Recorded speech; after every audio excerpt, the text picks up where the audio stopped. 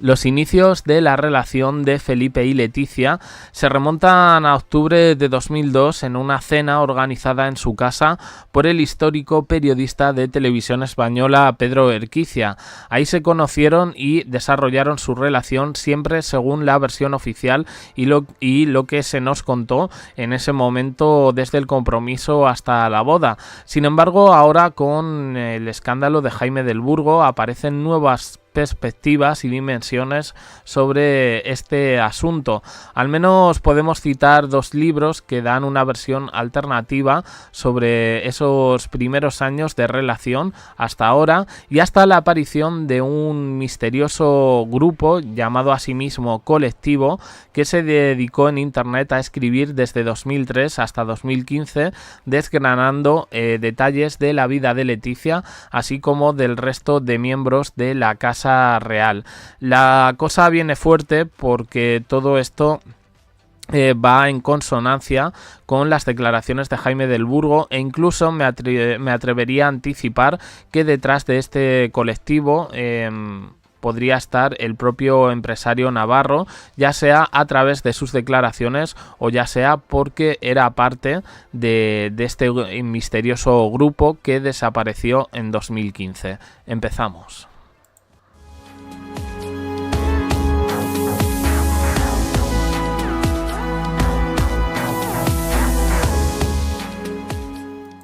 Llegar a todo esto no ha sido fácil, pero me habéis puesto en la pista con los comentarios que dejasteis ayer en el vídeo de Erika Ortiz respecto a las declaraciones de Jaime Peñafiel sobre que las hijas de Leticia no serían supuestamente de ella, sino de su hermana Erika. Esta teoría tan rocambolesca he podido recabar diferentes fuentes que lo hubieran contado antes que Jaime Peñafiel.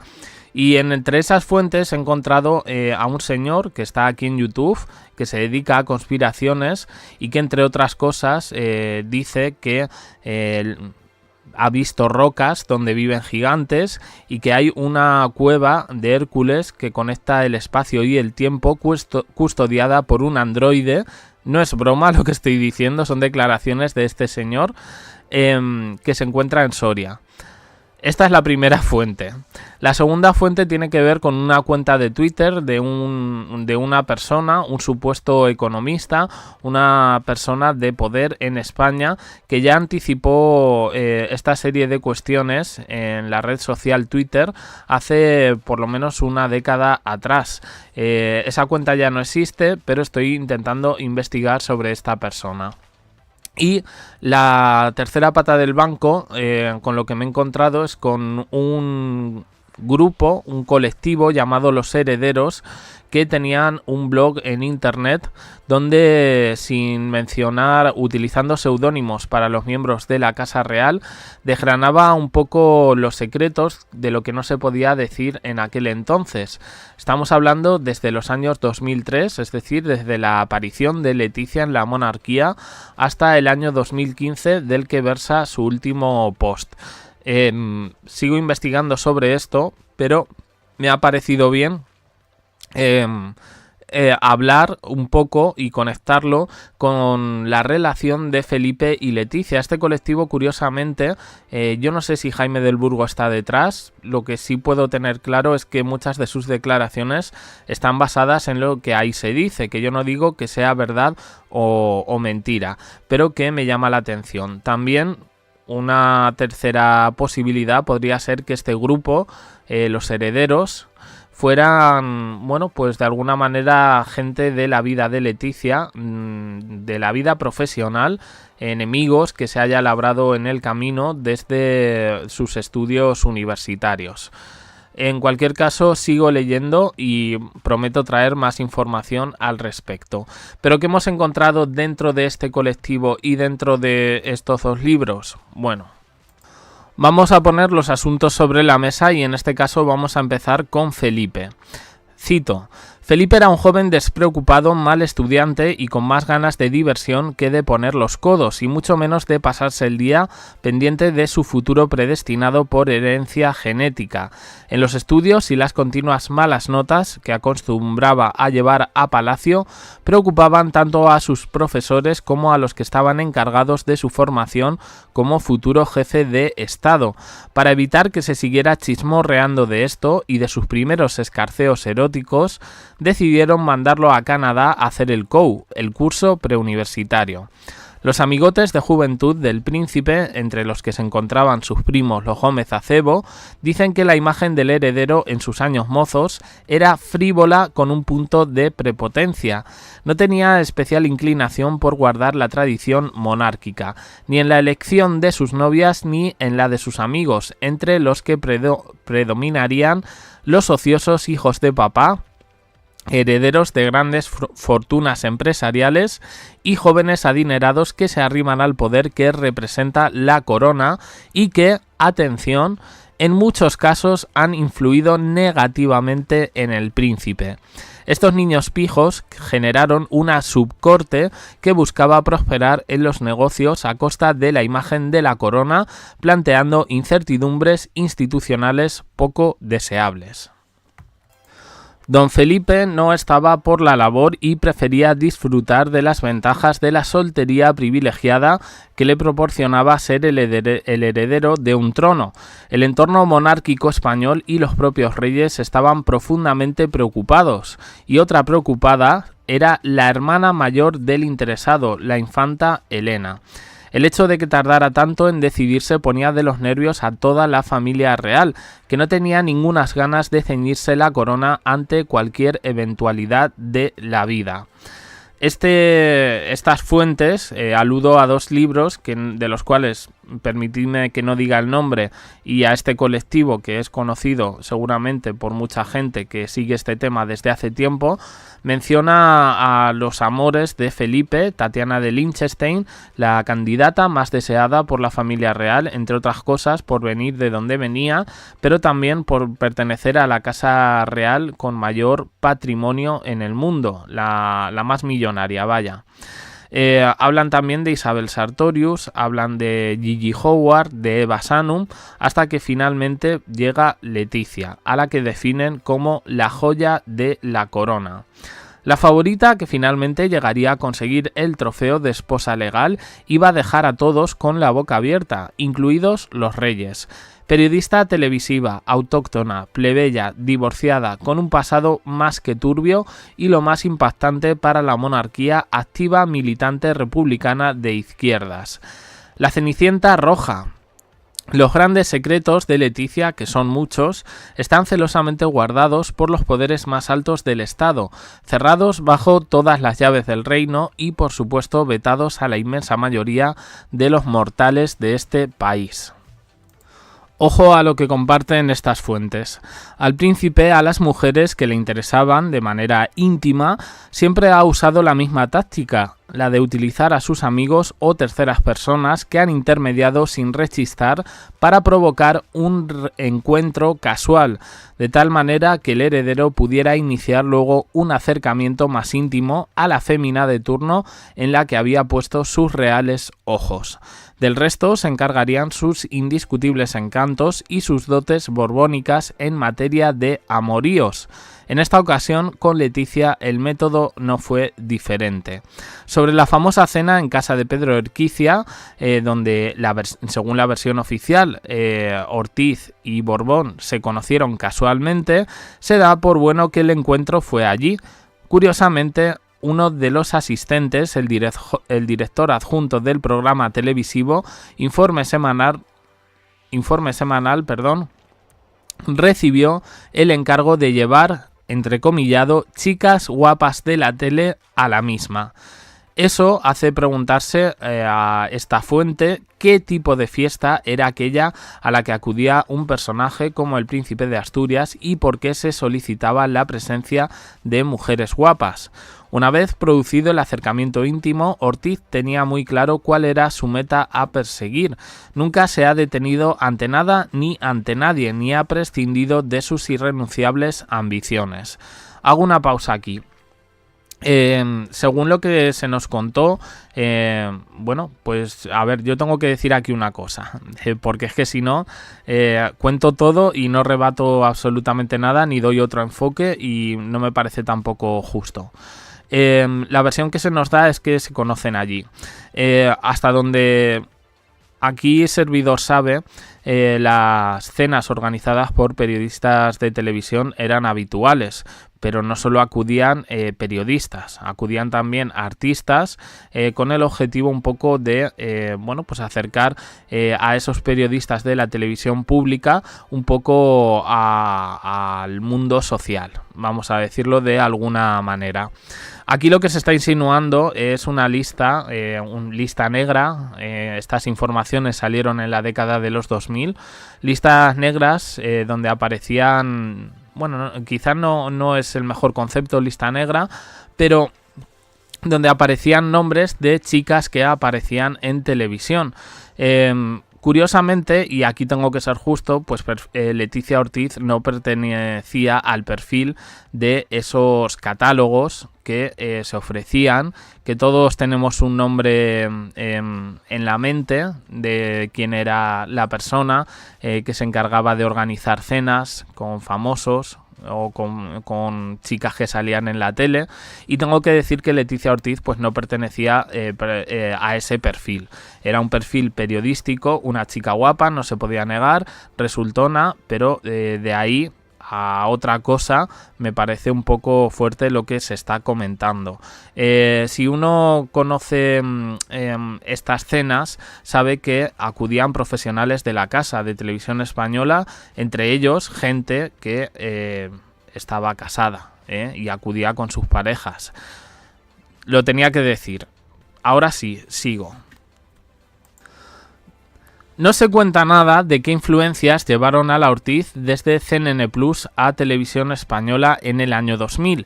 Sí se dice que cuando llevaba 4 días en el telediario, Urdaci le dio, según sus palabras, un discurso paternalista al que se sentía obligado. Le dijo que salir en pantalla la iba a convertir en un personaje público y que se cuidara, porque la prensa del corazón podía tomarla con ella. Aquí somos conocidos, pero no famosos. Y entonces, cito a Urdaci, vi que le cambió la cara. Oye, ¿tú qué sabes de mí?, dice Leticia. Nada, ni quiero saber nada de tu vida privada. Tú sabes algo, tú sabes algo. Lo único que me han contado de ti es que te vieron una noche en un local con un grupo de gente entre la que estaba el príncipe. El rumor de que el príncipe quería ir a por todas con la locutora estalló precisamente en ese octubre de 2003. 8 días después se anunció oficialmente el compromiso matrimonial. Una vez en la familia real, Leticia Ortiz tiene verdadero pánico a que se hable de su pasado. Los servicios de información del Estado, el CNI, elaboraron para la Casa Real diversas investigaciones confidenciales sobre esa cuestión y, cosa interesante, asegura que muchos de los rumores sobre ese pasado que han circulado provienen de filtraciones de esos informes. También llama la atención sobre el sorprendente silencio que han guardado todas las personas que conocieron a Leticia Ortiz en su primera vida. En esto no estoy de acuerdo. Yo he hablado de que Leticia puede tener amigos mediáticos, pero tiene también muchos enemigos mediáticos, con nombres y apellidos y personas que podemos ver hasta casi diariamente en televisión. Son personas que estuvieron con ella en su carrera universitaria, donde Leticia, en este sentido y más allá de su carácter, pues era un elemento exótico, entre otras cosas porque se encontraba en una relación con Alonso Guerrero, 10 años mayor que él, cosa que llamaba la atención a sus compañeros. Eso y el hecho de que ella, bueno, pues quisiese siempre destacar en una carrera tan competitiva como el periodismo. Tengo que dar también este enfoque.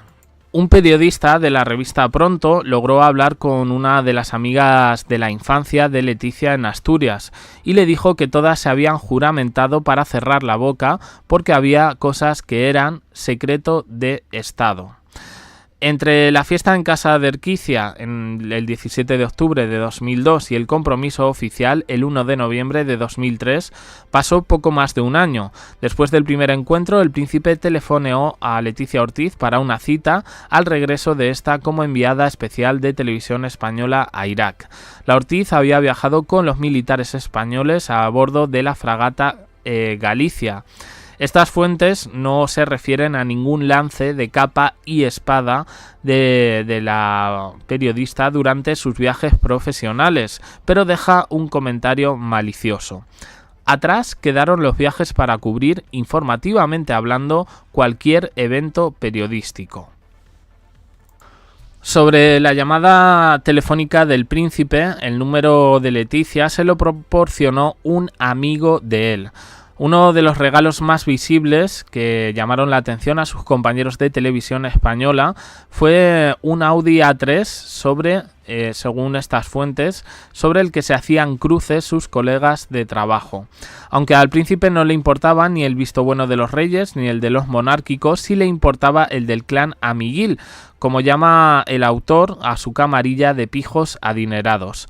En el verano de 2003, el príncipe y sus amigotes se van por el Mediterráneo en el yate de uno de los miembros de la panda, la Ortiz, y se supone que otras señoritas de compañía, esto lo dice el autor, viajaban con ellos. Fue entonces cuando la camarilla dio su aprobación a la Ortiz e hicieron piña para ayudar a que los deseos del príncipe, que ya había pensado en matrimonio, prosperaran. Desde ese momento hay encuentros clandestinos que contaron con la complicidad de aquellos treintañeros de la Jet e incluso de la mismísima infanta Cristina, que le dejaba a su hermano la casa de Barcelona para que la usara, según este autor, como picadero. Después del verano de 2003, junto a los amigos y cómplices del idilio, el príncipe y Leticia empezaron a hacer proyectos de futuro. 2 operaciones, una llamada Jaque al Rey, dirigida a minar el rechazo frontal que esperaban de los reyes, y otra llamada Operación Silencio, para impedir que la prensa y la opinión pública se enteraran de la relación y que con su presión y su rechazo la abortaran. Cuando el príncipe comunicó sus pretensiones a los reyes, la reacción de rechazo fue la esperada. De entonces es la conocida bronca en la que Felipe se enfrenta a Juan Carlos y Sofía con esta frase: esto es lo que hay, esto o lo dejo todo. A partir de aquel septiembre, el secretismo de la relación se hizo aún más implacable. Los cómplices tenían órdenes de callar como si en ello les fuera la vida, y había que aguantar hasta que la Casa Real, que estaba tragando todo a regañadientes, decidiera hacer público el compromiso de manera oficial. El carácter calculador de Leticia quedó de manifiesto en el hecho de que permitió que el príncipe se dejara ver y fotografiar con algunas de sus viejas compañeras de cama para despistar a la prensa. El ocultamiento y la simulación fueron tan logrados que ni siquiera el periodista David Tejera sospechó en ningún momento lo que estaba ocurriendo. Bueno, la historia sigue y yo me voy a quedar un poco por aquí en este momento antes de la boda. Es una versión apócrifa, tiene algo de verdad. Bueno, yo creo que coincide bastante con todo esto que se está diciendo de Jaime del Burgo. De los libros están ahí, fueron publicados en su momento y son de los que yo extraigo un poco estos párrafos, añadiendo también lo que comenta este misterioso colectivo llamado Los Herederos. Si todo esto, insisto, estas versiones a las que vamos a llamar apócrifas o alternativas, son verdad, van mucho en consonancia con todas esas declaraciones de Jaime del Burgo. Es una versión distorsionada de la historia oficial que desde luego pues despierta bastantes suspicacias. Sí es verdad que yo hay detalles en los que dentro de mi conocimiento puedo de alguna manera negar, como que el perfil de Leticia fuera alguno de los que podrían ofrecerse en catálogos de señoritas que aparecían en televisión. No es el caso, también, y atendiendo un poco a lo que hemos visto, la carrera de Leticia va escalón a escalón. porque esté presentando el telediario Segunda Edición. A mí no me parece una cosa tan rara cuando ella ya había hecho el matinal y siendo además históricamente algo que se ha repetido en televisión española. Hemos visto incluso a personas presentar esa edición, la más fuerte, personas que venían del 24 horas, del matinal o de otras ediciones e incluso de otros formatos de información dentro de televisión española. Con lo cual ese es el dato que yo veo aquí un poquito de mala baba. También creo que dentro de este colectivo, y son las primeras impresiones que tengo, podría estar detrás un grupo de periodistas, un grupo de gente que conoció a Leticia en sus años universitarios y posteriormente, y que quieren dar este tipo de versión de la reina de España. No se sabe exactamente por qué, pero teniendo en cuenta la competitividad que se vive en el mundo del periodismo, pues no sería extraño. Y sí, yo veo una correspondencia entre lo de los libros, es lo que he explicado, entre este colectivo y Jaime del Burgo, porque la manera en la que tienen de escribir es un poco la manera que hemos visto expresarse al propio Jaime, de manera críptica, codificada, con un punto de salvapatrias, y que realmente, bueno, pues que a mí personalmente creo que tiene que haber algo por ahí. Como digo, este colectivo existió entre 2003 y 2015. Escribieron un blog que ya no existe, un blog donde daban impresiones. Se habla de la crisis, la famosa crisis de 2013, se habla del tema de Erika Ortiz, de la inseminación, y vamos, te hacen la historia de España o una versión alternativa apócrifa o algo parecido. ¿Qué hay de verdad? Algunas cosas coinciden, eso no lo puedo negar, pero otras cosas de los libros y de este colectivo a mí se me hacen muy difíciles de digerir. Quizás soy yo, pero bueno, yo en este sentido tengo que ofrecer todos los enfoques y decir que si alguna cosa me parece inverosímil, pues la tengo también que comentar. Lo siento mucho. El vídeo me ha quedado muy largo, pero no será esta la última parte. Hay más material, tanto de estos dos libros como del colectivo, que contaré en próximos vídeos, tratando un poco de poner las cosas en su sitio, y que yo por mi parte en este sentido tengo que decir que no voy ni a generar odio ni a insultar a nadie, y simplemente pues poner la información, los hechos, y al final vuestras son las conclusiones. Nada más, opiniones en comentarios, suscribiros, campanita, un me gusta en apoyo al canal, y os dejo aquí con más vídeos y en el canal secundario. Gracias por estar ahí.